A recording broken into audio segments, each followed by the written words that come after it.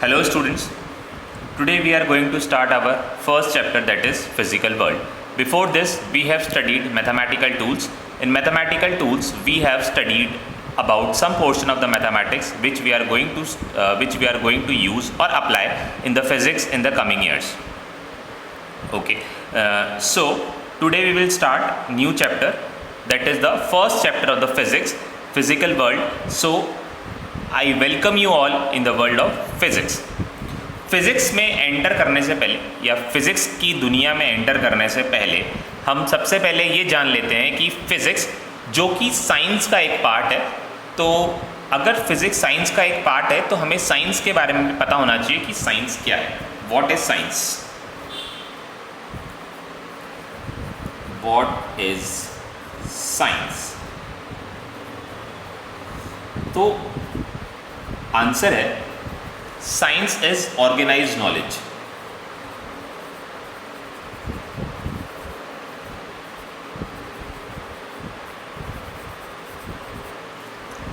किसी भी चीज़ की ऑर्गेनाइज्ड नॉलेज को हम बोलते हैं साइंस. जब 10th से आप लोग 11th में आते हैं तो आपसे पूछा जाता है कि आप कौन सी स्ट्रीम में पढ़ाई करना चाहेंगे, तो उसमें से आप साइंस को चूज़ करते हैं. साइंस की स्ट्रीम मतलब फिज़िक्स, केमिस्ट्री और बायोलॉजी. अगर आप physics with mathematics science with mathematics लेते हैं तो आपको मैथ्स पढ़ाई जाती है, अदरवाइज़ आपको बायोलॉजी पढ़ाई जाती है. और कुछ स्टूडेंट्स ऐसे होते हैं जो कॉमर्स या आर्ट्स की फील्ड को चूज़ करते हैं, कॉमर्स या आर्ट्स की फील्ड को चूज़ करते हैं. तो वो लोग जो पढ़ाई करते हैं, हम लोग जो साइंस के स्टूडेंट्स जो पढ़ाई करते हैं, दोनों स्टडीज़ में बहुत सारा डिफरेंस है. दोनों में बहुत सारा डिफरेंस है. देखिए, जैसे एक रेसलर हो गया, अगर कोई फाइटर है तो उसके पास जो स्किल होनी चाहिए, मतलब अगर वो एक बहुत अच्छा रेसलर है, उसके पास एक कोई ऐसा दाव है जिससे वो किसी को भी चित कर देगा एक बार में. तो ये जो है, ये उसको ऐसे दाव के लिए उसके पास उसका खुद का पर्सनल स्किल होना चाहिए, उसको साइंस की ज़रूरत नहीं है. ठीक है, तो वो उसका आर्ट हो गया. वो क्या है? वो उसका आर्ट है. जैसे कोई बहुत अच्छा कुक है, कोई किसी खाना बनाने की स्किल बहुत अच्छी है, तो ये उसका आर्ट है. ठीक है, तो साइंस बेसिकली क्या होती है? साइंस क्या होता है? साइंस होता है organize knowledge in the sense, जैसे जो पहले के लोग थे, पुराने टाइम के लोग, जब साइंस नहीं बनी थी तो पुराने टाइम के लोग क्या करते थे, किसी चीज़ को ऑब्ज़र्व करते थे और ऑब्ज़र्व करने के बाद अपनी राय दे दिया करते थे. जैसे कोई साइंटिस्ट ऐसे थे जिन्होंने सन को ऑब्ज़र्व किया, वो रोज़ सुबह ईस्ट से राइज़ होता था और वेस्ट में सेट हो जाता था. ईस्ट से राइज़ होकर वेस्ट में सेट हो जाता था. तो कुछ साइंटिस्ट नहीं थे उस टाइम पे, कुछ लोगों ने इसको ऑब्ज़र्व किया और ऐसा ऑब्ज़र्व करके उन्होंने अपनी राय दे दी कि जो सूरज होता है वो धरती के चारों ओर चक्कर लगाता है. जो सूरज है वो धरती के चारों ओर चक्कर लगाता है. For suppose this is earth and this is सन. तो उनका मानना ये था कि ये जो सन है, ये जो सन है, ये अर्थ के चारों ओर ऐसे लगाता है, यहाँ पर आएगा, यहाँ से यहाँ पर चला जाएगा, सेट हो जाएगा, और फिर अगले दिन यहाँ पर आएगा तो ये वापस से राइज हो जाएगा. This is rising of sun.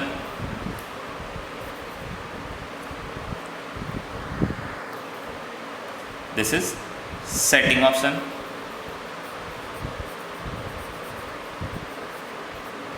अगले दिन फिर से राइज, फिर से सेट. इस बात के पीछे उनका कोई भी लॉजिक नहीं था, बस उन्होंने इस चीज़ को ऑब्ज़र्व किया और उन्होंने एक कंक्लूजन दे दिया. जैसे आज भी बड़े लोग होते हैं, क्या बोलते हैं कि अगर आप पढ़ाई नहीं करोगे तो क्या होगा, आप लाइफ में सक्सेसफुल नहीं हो पाओगे. पढ़ाई नहीं करोगे तो लाइफ में सक्सेसफुल नहीं होगे, आने वाला टाइम जो है काफ़ी ख़राब होगा. तो इसका कोई लॉजिक नहीं है, इसका बेसिकली उनके पास कोई लॉजिक नहीं है. और वो बेसिकली उन्होंने यही चीज़ें ऑब्ज़र्व करी है कि जो लोग पढ़ाई नहीं करते थे उनका जो फ्यूचर है वो ख़राब होता था. बट जैसे आजकल आप देख सकते हैं कि अगर आपके पास कुछ ऐसी स्किल्स हैं जो एकेडमिक्स से अच्छी हैं, तो you can have a great future. Like जैसे बिल गेट्स हैं, सचिन तेंदुलकर हैं, ये इन लोगों का एकेडमिक्स अच्छा नहीं था तो इनका फ्यूचर ख़राब नहीं हुआ, they have very good future and present, उनका प्रेजेंट भी काफ़ी अच्छा है, फ्यूचर भी काफ़ी अच्छा है, ठीक है। तो साइंस क्या होती है, मतलब अगर आप किसी चीज़ को, जैसे ये ऐसे जो लोग होते थे, मतलब जो मतलब सिर्फ ऑब्जर्वेशन से अपनी राय दे दिया करते थे, इन लोगों को हम क्या बोलते थे, फिलोसफर, इन लोगों को हम बोलते थे फिलोसफर। इनकी बातों में कोई लॉजिक नहीं होता था,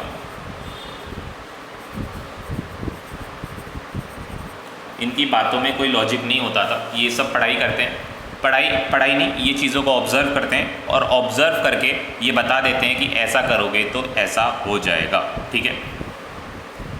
फिर इसके बाद कुछ लोग ऐसे आने लगे, कुछ लोग ऐसे होते थे कि जिनको ये जानना होता था कि एक्चुअली में किसी चीज़ के पीछे रीज़न क्या है, किसी चीज़ के पीछे रीज़न क्या है। तो वो लोग क्या करते थे, वो लोग ऐसा करने के लिए एक्सपेरिमेंट करते थे। जैसे ये राइजिंग और सेटिंग की मैंने कंडीशन बताई, तो कुछ साइंटिस्ट आए, उन्होंने बोला कि जैसे अगर ये दिस इज़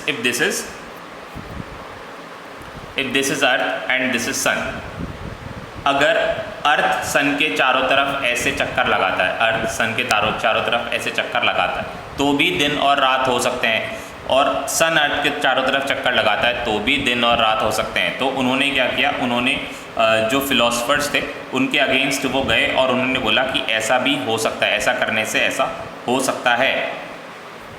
तो उस टाइम पे इन लोगों को बोला कि तुम हमारे अगेंस्ट जा रहे हो या तुम लोग हमारी रेस्पेक्ट नहीं करते, तो ऐसा कर करके इन लोगों को दबा दिया गया। पर धीरे धीरे जैसे इन लोगों ने अपनी स्टडी स्टार्ट करी, इन लोगों ने एक्सपेरिमेंट करके ये चीज़ें जो है लैब में करके बताई। लैब में क्या करा, लैब में इन चीज़ों को मतलब प्रैक्टिकली उन्होंने परफॉर्म करके दिखाया। 2 स्फेयर्स लिए और दोनों स्फेयर्स को करा कर दिखाया, उन्होंने घुमा कर दिखाया और उन्होंने देखा कि दोनों ही केसेस में दिन और रात पॉसिबल है। तो ऐसे करते करते ये ऑर्गेनाइज नॉलेज जो है ये डेवलप होने लगा, ऑर्गेनाइज नॉलेज जो है डेवलप होने लगा। आजकल फ़िलॉसफी को कोई नहीं मानता है, आजकल फ़िलॉसफी को कोई नहीं मानता है।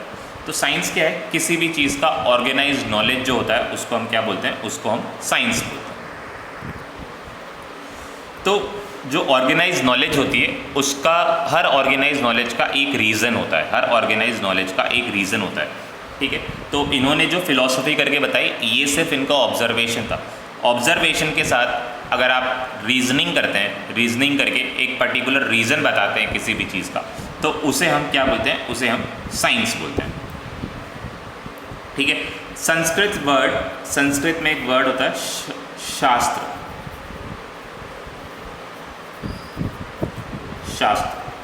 आप लोगों ने लोगों को बोलते हुए सुना होगा, शास्त्रों में लिखा है कि ऐसा करने से ऐसा होता है। तो shastra is basically, it is also has the same meaning, organise knowledge. इन शास्त्रों में भी जो लिखा हुआ होता है, जो हमारे पुराने वेद हैं उनमें भी जो लिखा हुआ होता है, इट इज़ ऑर्गेनाइज नॉलेज। इनकी रीजनिंग है, इन चीज़ों का प्रॉपर रीज़न भी उस चीज़ों में बताया गया। तो जिस भी स्टडी का, जिस भी किसी भी चीज़ का अगर रीज़न होता है, किसी भी चीज़ के पीछे अगर रीज़न होता है तो वो क्या होता है, वो साइंस होता है। अगर रीज़न नहीं तो वो क्या है, वो फिलॉसफी हो सकती है, वो अंधविश्वास हो सकता है, ठीक है। तो साइंस में 2 ब्रांचेज होती हैं, 3 ब्रांचेज होती हैं, physics, chemistry and biology.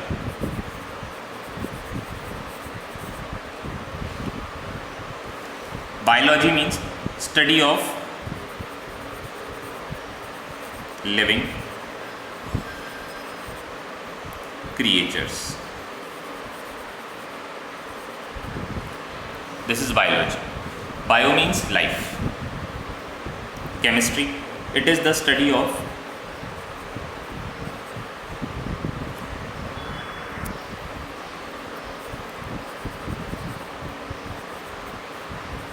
substances,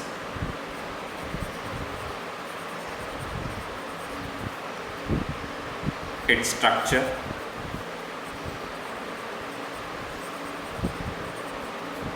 and composition. And physics is study of nature. Study of nature and surroundings.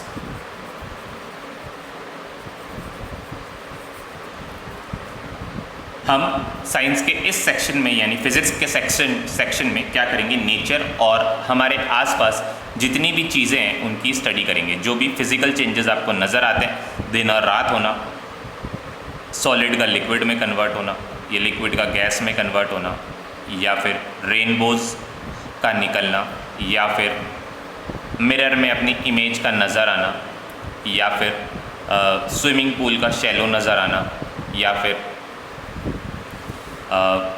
बहुत सारी चीज़ें हैं। मतलब हमारे आसपास जितनी भी चीज़ें होती हैं, मतलब स्टार्स, गैलेक्सीज़, ये सब नेचर में है। विंड का ब्लो होना, ये सब हम किस में, इन सब की स्टडीज़ हम किस में करेंगे, फिज़िक्स में इन सब की स्टडी करेंगे। किसी भी चीज़ का हीट अप होना, हीट होके एनर्जी, हीट होकर एनर्जी देना, गर्म होना, एनर्जी का एक फॉर्म से दूसरे फॉर्म में कन्वर्जन, इन सब की स्टडी हम किस में करेंगे, इन सब की स्टडी हम फिज़िक्स में करेंगे। इन सब की स्टडी हम फिज़िक्स में करेंगे, ठीक है। तो साइंस पढ़ने का एक पर्टिकुलर मेथड होता है। साइंस पढ़ने का, साइंटिफिक स्टडी का एक पर्टिकुलर मेथड होता है। Scientific study,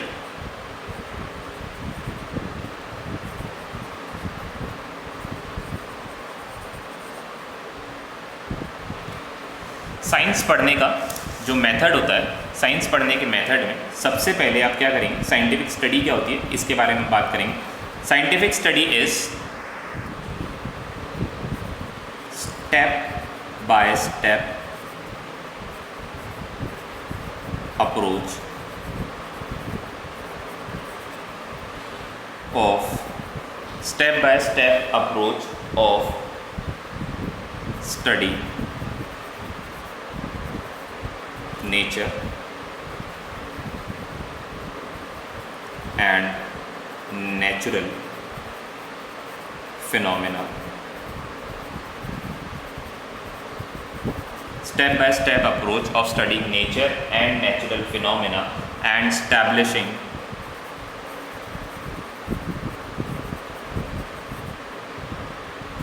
laws. This is scientific study. तो ये कौन कौन से स्टेप को किस तरह से फॉलो किया जाता है वो हम देखते हैं। जो सबसे पहला स्टेप है, first step is to observe.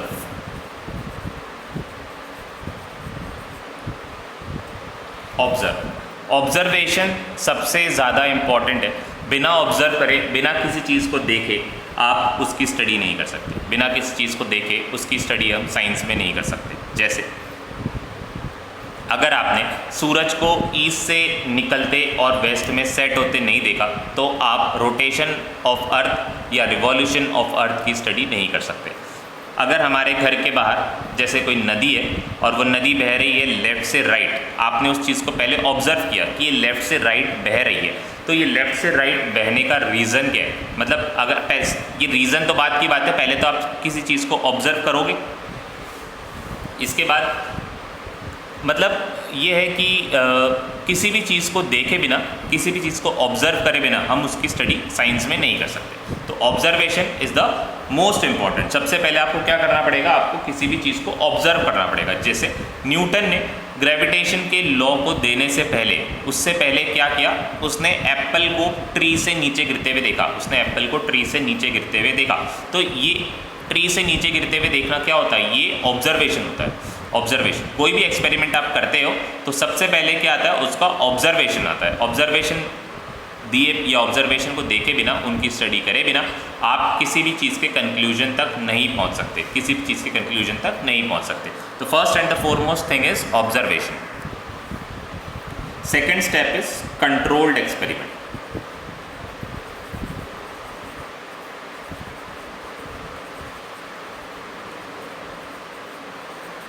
जैसे मैंने आपको बताया कि आपने सबसे पहले ही ऑब्ज़र्व किया कि आपके घर में आपके घर के बाहर आप देखते हो एक रिवर को फ्लो करते हुए, और आप हमेशा देखते हो कि वो जो रिवर है वो हमेशा लेफ़्ट से राइट फ्लो करती है। जैसे आप घर के बाहर निकलते हो आपको रिवर दिखती है और रिवर को आप देखते हो कि वो जो है लेफ़्ट से राइट फ्लो करती है, ठीक है। तो ये लेफ़्ट से राइट जो फ्लो करती है, तो इसके पीछे जब आपने साइंटिफिक स्टडी आपने शुरू करी, तो साइंटिफिक स्टडी शुरू करने के लिए आपको क्या करना पड़ेगा, ऐसी कंडीशंस लैब में डेवलप करनी पड़ेगी। तो लैब में हमने क्या किया, लैब में हमने एक पतली सी टनल बनाई, पतली सी टनल में हमने पानी रखा, पतली सी टनल में हमने पानी रखा, और इस टनल में पानी को लेफ़्ट से राइट ले जाने का सिर्फ एक ही तरीका मेरे को समझ में आता है, वो ये है कि लेफ़्ट वाले पोर्शन को थोड़ा सा ऊपर कर दो या राइट वाले को थोड़ा सा नीचे कर दो, तो पानी कहाँ से कहाँ फ्लो हो जाएगा, लेफ़्ट से राइट फ्लो हो जाएगा। तो ये हमने क्या किया, ये हमने कंट्रोल्ड एक्सपेरिमेंट किया, हमने लैब में इस चीज़ को एक्सपेरिमेंट करके देखा, हर चीज़ को अपने कंट्रोल में रखा, मतलब जो कंडीशंस हैं एक्सटर्नल कंडीशंस को हमने कंट्रोल करा, प्रेशर टेम्परेचर इनको अपने अकॉर्डिंग चेंज किया और एक्सपेरिमेंट को कर कर देखा। तो second step of the scientific study is controlled experiment. इसके बाद थर्ड स्टेप में हम करते हैं क्वालिटेटिव रीजनिंग।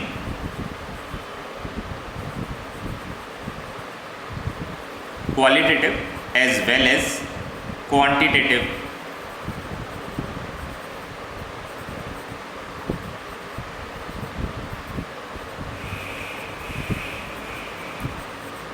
जैसे कि मैंने आपको पहले भी बताया कि जो फिज़िक्स सब्जेक्ट है, physics is the subject of qualitative as well as quantitative study. मतलब यहाँ पर जो साइंस इन्वॉल्व है उसमें साइंस के साथ साथ मैथमेटिक्स भी है। क्वांटिटेटिव का मतलब मैथमेटिक्स, साइंस के साथ साथ मैथमेटिक्स भी है। हर चीज़ की क्वालिटी और क्वांटिटी आपको दोनों ही बतानी पड़ती है, ठीक है।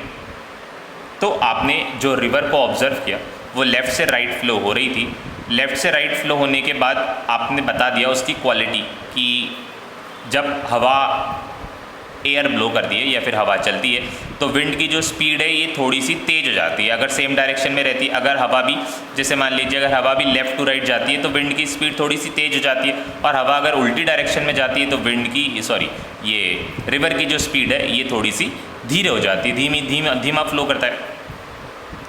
फिर आपने इसके बाद कंडीशंस बता दी कि गर्मियों में इसके फ्लो पर क्या इफेक्ट पड़ता है, सर्दियों में क्या इफेक्ट पड़ता है, ठीक है।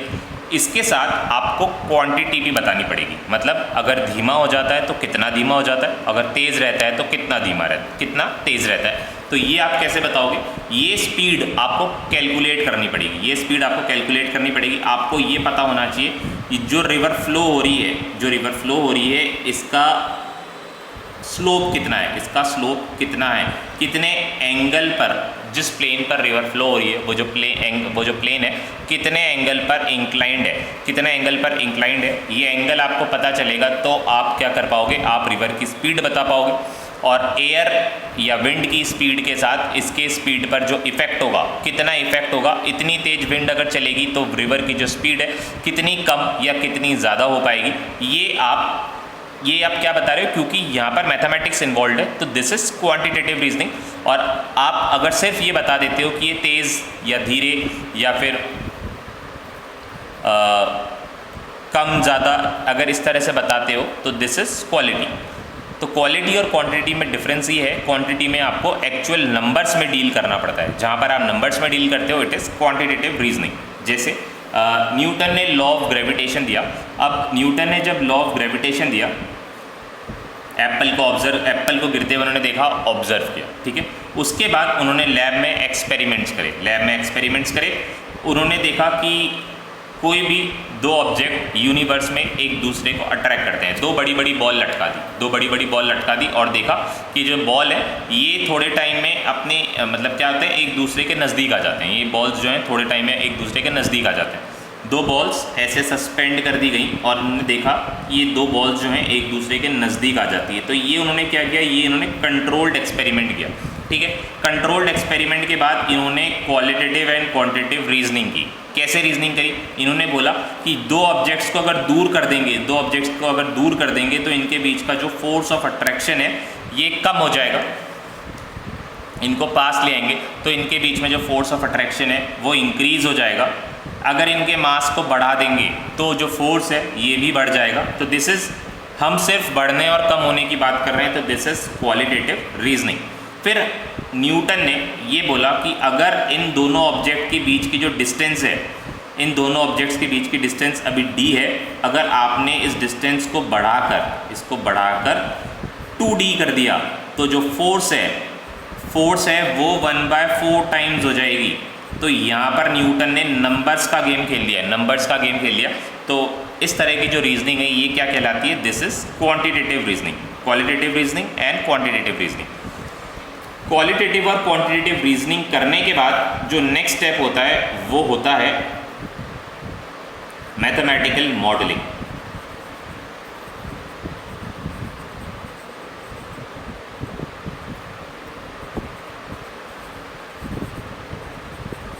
मैथमेटिकल मॉडलिंग, क्योंकि जैसे ये न्यूटन ने बताया कि ये जो दो ऑब्जेक्ट्स हैं ये दूर जाते हैं और पास आते हैं, और कितना दूर जाने पे कितना पास आएगा, ये सब करने के लिए उन्हें क्या करना पड़ेगा? उन्हें एक फॉर्मूला बना के देना पड़ेगा। उन्होंने ये फार्मूला डिज़ाइन किया, ये फार्मूला बनाया Gm1m2 अपॉन r²। तो उन्होंने बताया इस फार्मूले के अकॉर्डिंग जो है फोर्स वेरी करेगा। मास को इंक्रीज़ करोगे तो फोर्स इंक्रीज़ हो जाएगा, दूसरे मास को इंक्रीज़ करोगे तो भी फोर्स इंक्रीज़ हो जाएगा, और अगर दोनों के बीच की जो डिस्टेंस है ये बढ़ा दी जाती है तो फोर्स जो है वो डिक्रीज़ होगा। कैसे डिक्रीज़ होगा? 1/r² टाइम्स जो है डिक्रीज़ होगा। फोर्स इन्वर्सली वेरी करता है डिस्टेंस के स्क्वायर के, फोर्स इन्वर्सली वेरी करेगा किसी भी डिस्टेंस के स्क्वायर के।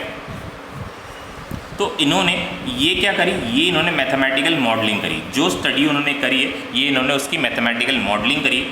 ये जो अभी आपको दिख रहा है r² या m⁻1 या m⁻2, सॉरी m⁻1, इधर भी m⁻1, इधर भी m⁻1, r², तो ये आपको न्यूटन ने बताया और आपने जो है स्टडी कर ली। साइंटिस्ट क्या करते हैं? साइंटिस्ट जो भी स्टडी करते हैं उन्हें एक कॉपी में लिख देते हैं, उनकी जो बुक होती है उस पर लिख देते हैं। कमिंग जनरेशन्स क्या करती है? कमिंग जनरेशन उसको स्टडी करती है, उस पर अगर कुछ वेरिफिकेशंस उस पर या तो वेरिफिकेशंस या उन पर कोई चेंजेस करने होते हैं तो जनरेशन्स वो चेंजेस कर देखती है, और अगर कोई चेंजेस होते हैं तो जनरेशन्स क्या करती है?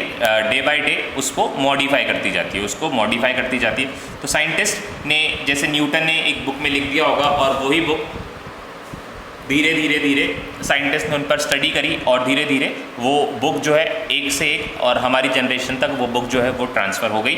उनका जो न्यूटन का नॉलेज है हमारे पास ट्रांसफ़र हो गया। हमें इस पर मेहनत नहीं करनी पड़ी, न्यूटन इस पर मेहनत कर गए थे, न्यूटन इस पर काम कर गए थे। और हम जो कर रहे हैं, हम इस पर आगे की स्टडी करेंगे, हम इसके आगे की स्टडी करेंगे। तो वो हमारा क्या होगा? वो हमारा एरिया ऑफ स्टडी होगा। जैसे हम लोग आपको बोलते हैं कि जैसे साइंस का जो प्रोजेक्ट है वो आपका खुद का रिसर्च होना चाहिए, वो कहीं से कॉपी वर्क नहीं होना चाहिए। तो ये फॉर्मूला ये तो न्यूटन ने दे दिया, इस पर आप कुछ रिसर्च करके अपनी स्टडी करो, उसको हम बोलेंगे रिसर्च। ठीक है। तो न्यूटन ने क्या करी? न्यूटन ने मैथमेटिकल मॉडलिंग करी और कोई फार्मूला बनाया और बताया कि ग्रेविटेशन का जो फोर्स है इस फार्मूले के अकॉर्डिंग वेरी करेगा, कम या ज़्यादा हो सकता है। फिर इस मैथमेटिकल मॉडलिंग के बाद क्या करना रहता है? मैथमेटिकल मॉडलिंग के बाद हमें करना रहता है वेरिफिकेशन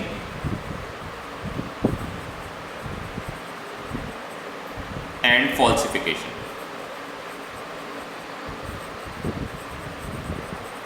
अब इसमें क्या होता है? इसमें ये होता है कि मैथमेटिकल मॉडलिंग आपने करी, जैसे अगर आपको स्पेस में जाना है, और आपने क्या करा? आपने उस अकॉर्डिंग रॉकेट में फ्यूल भरा। कैसे? आपकी जो भी थ्योरी थी, जो भी आपका नॉलेज था, उसके अकॉर्डिंग आपने रॉकेट में फ्यूल भरा। आपको ये पता था कि मेरे को इतने फ्यूल की ज़रूरत पड़ेगी, तो उसके अकॉर्डिंग जो भी नॉलेज थी आपको, आपने उसके अकॉर्डिंग काम किया। स्पेस में हम गए और स्पेस में हमने जाकर देखा कि हमारा तो फ्यूल जो है वो कम पड़ गया, ये हमारा जो फ्यूल है वो कम पड़ गया, या फिर जिस डेट तक हमें स्पेस में पहुंचना चाहिए था उस डेट से हम स्पेस में नहीं पहुंच सके। तो हमारी जो मैथमेटिकल मॉडलिंग थी ये गलत हो गई। और अगर मान लीजिए कि सब कुछ जो सारी थ्योरीज़ हैं वो सारी सही वर्क कर जाती है, तो इसका मतलब हमारी जो स्टडी है वो क्या हो गई? वेरीफाइड हो गई। अगर वेरीफाइड हो गई तब तो ठीक है, और अगर फॉल्सीफाई हो गई, अगर हम फेल हो गए, तो वापस से हमें क्या करना पड़ता है? हमें वापस से यहाँ पर आके स्टडी अपनी वापस से स्टार्ट करनी पड़ती है। जैसे सांप सीढ़ी का जो गेम होता है उसमें आप 99 स्टेप पर अगर आप पहुंच जाते हैं और वहाँ पर आपको स्नेक जो है अगर वो खा जाता है तो आपको वापस से शुरुआत करनी पड़ती है। सेम यहाँ पर वही चीज़ है कि अगर आप फॉल्सीफाई हो जाते हो, आपकी जो थ्योरीज़ हैं वो गलत प्रूफ हो जाती है, तो आपको जो स्टडी है वो दोबारा से करनी पड़ेगी। ठीक है, तो this is about scientific study. इसके 5 स्टेप्स हैं। Observe, controlled experiment, qualitative and quantitative reasoning, then mathematical modelling and then verification and falsification. If verified then the law is good, और if falsified then we have to rebuild our study. हमें जो study है वो दोबारा से करनी पड़ेगी। ठीक है, इसके बाद जो नेक्स्ट टॉपिक है that is thrust areas in physics. Physics की इंपॉर्टेंट चीज़ें, फिजिक्स में हम किन किन चीज़ों को ज़्यादा अहमियत देते हैं, किन किन चीज़ों पर ज़्यादा जोर देते हैं। थ्रस्ट का मतलब क्या होता है? जोर लगाना। तो फिजिक्स में हम किन किन चीज़ों पर ज़्यादा जोर देते हैं उसकी बात हम नेक्स्ट सेक्शन में करने वाले हैं, that is thrust areas in physics. तो फिजिक्स के 2 थ्रस्ट एरियाज हैं। फिजिक्स इन 2 चीज़ों पर जोर डालती है, एक है unification,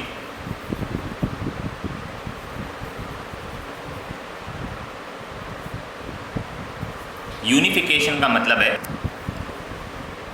to explain physical phenomena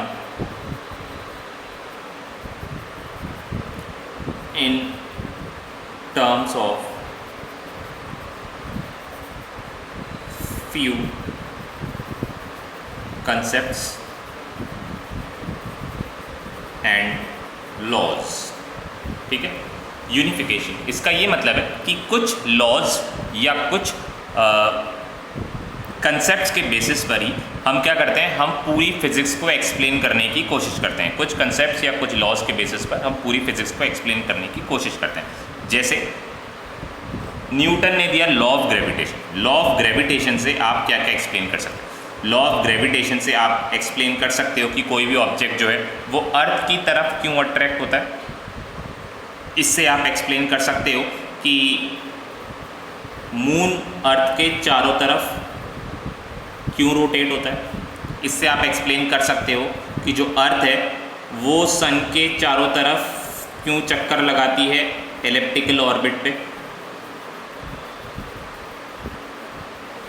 इससे आप ये भी एक्सप्लेन कर सकते हो कि अर्थ के साथ साथ बाकी प्लैनेट्स भी अर्थ के चारों तरफ राउंड लगाते हैं। ठीक है, ये एक ही ऑर्बिट मैंने बना दी, this must be in different orbits. अलग अलग प्लैनेट्स के अलग अलग ऑर्बिट्स होते हैं। ठीक है, अलग अलग प्लैनेट्स अलग अलग ऑर्बिट पे अर्थ के चारों तरफ राउंड लगाते हैं। इससे हम एक्सप्लेन कर सकते हैं रॉकेट या किसी भी चीज़ को अगर अर्थ से बाहर निकालना है, किसी भी चीज़ को अगर अर्थ से बाहर निकालना है तो आपको कितना फोर्स उस पर लगाना पड़ेगा। देखिए, तो इस पे हम बहुत सारी चीज़ों को एक्सप्लेन कर सकते हैं। जैसे मान लीजिए ये अर्थ है और ये मून है। अब अर्थ से निकलकर एक रॉकेट को मून तक जाना है। आपने न्यूटन के ग्रेविटेशन के फोर्स से कैलकुलेट कर लिया कि इस पॉइंट पर जो फोर्स ऑफ ग्रेविटी होगी, क्योंकि मून का साइज़ छोटा होता है तो हम ये मान लेते हैं कि यहाँ तक आपको क्या करना पड़ेगा, इस ऑब्जेक्ट को इस डिस्टेंस पर लेके आना पड़ेगा। अगर उस ऑब्जेक्ट ने इतना डिस्टेंस कवर कर लिया, इतना डिस्टेंस कवर करने के बाद मून उसको अपने आप अपनी तरफ खींच लेगा। मून उसको अपने आप अपनी तरफ खींच लेगा।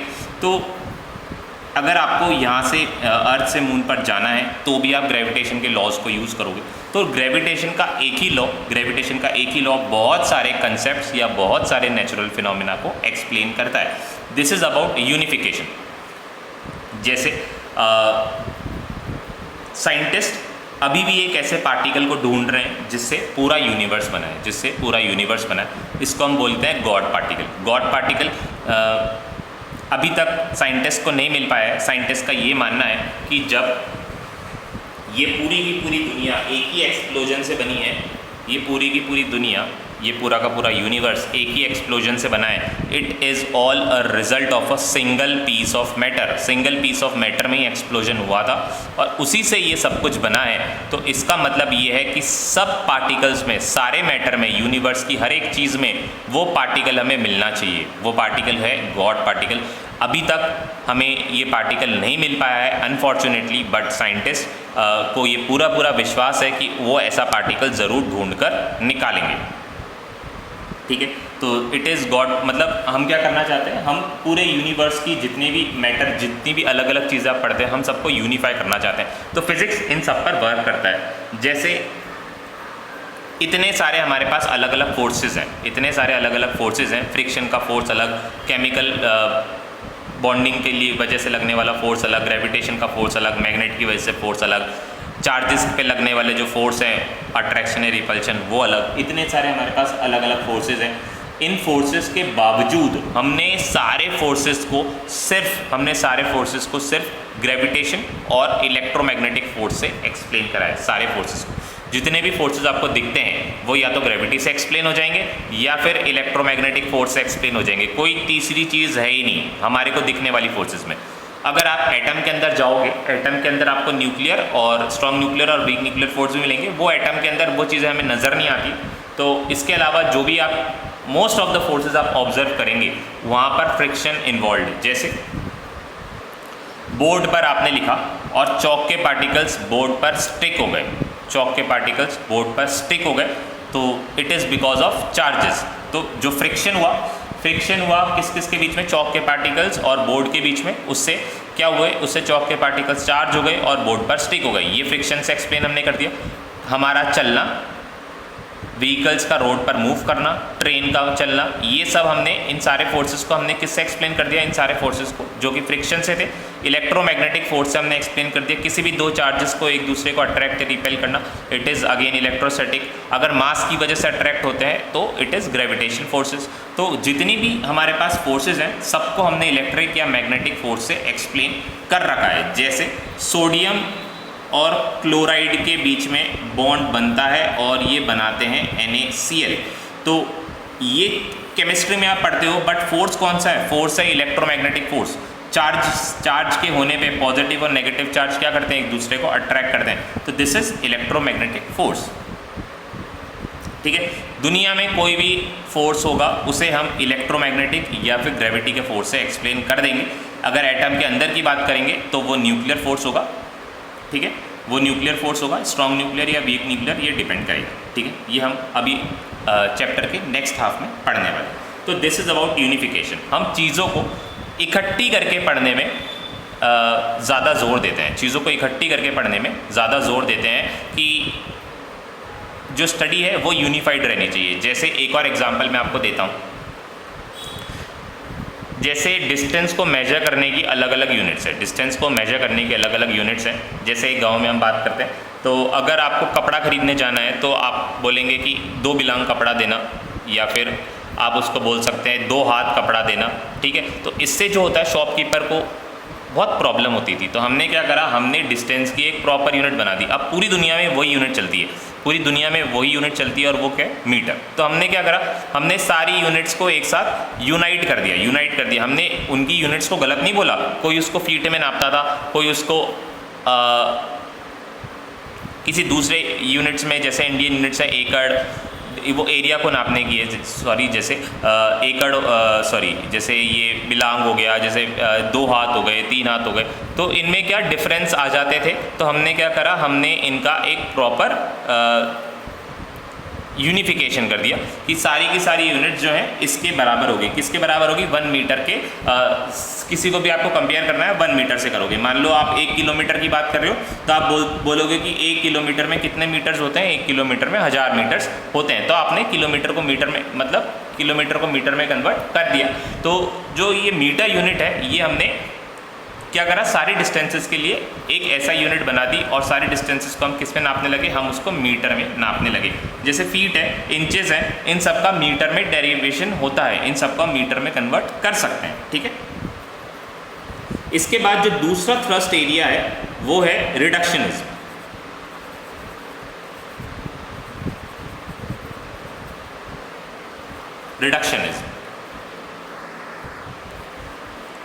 To reduce and study.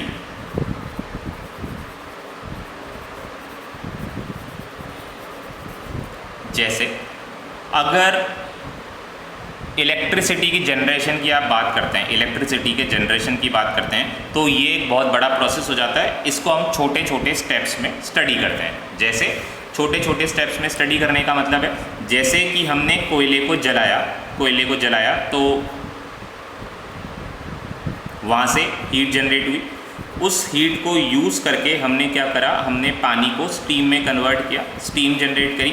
उस स्टीम से हमने क्या किया, टरबाइन को रोटेट कराया, टरबाइन की स्टडी हमने अलग कर दी। फिर उसके बाद हमने इलेक्ट्रोमैग्नेटिक इंडक्शन,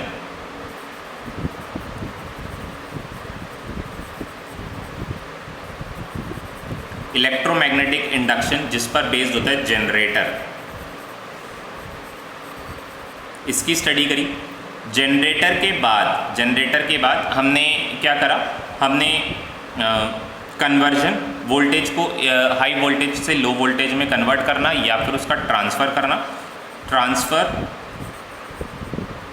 और फिर उसका एप्लीकेशन। ये एक बहुत बड़ा पार्ट हो जाता है, तो हम इसको धीरे धीरे स्टडी करते हैं। पहले हम ये पढ़ते हैं कि कोयले को आप जलाओगे, इतना कोयला आप जलाओगे तो इतनी हीट आपको मिलेगी।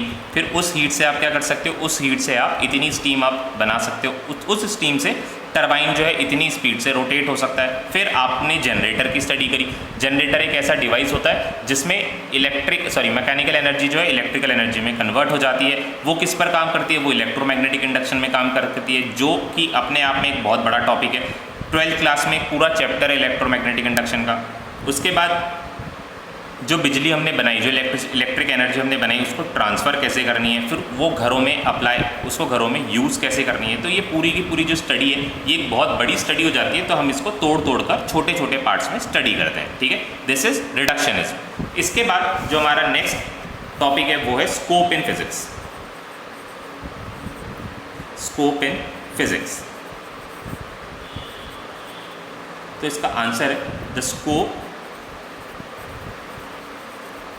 of physics is very large, very huge हम बोल देते हैं। We study about universe,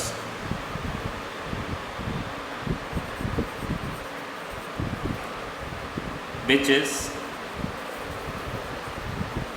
of the order of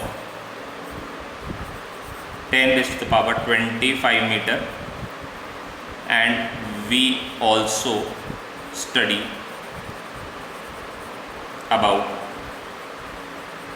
electrons, which is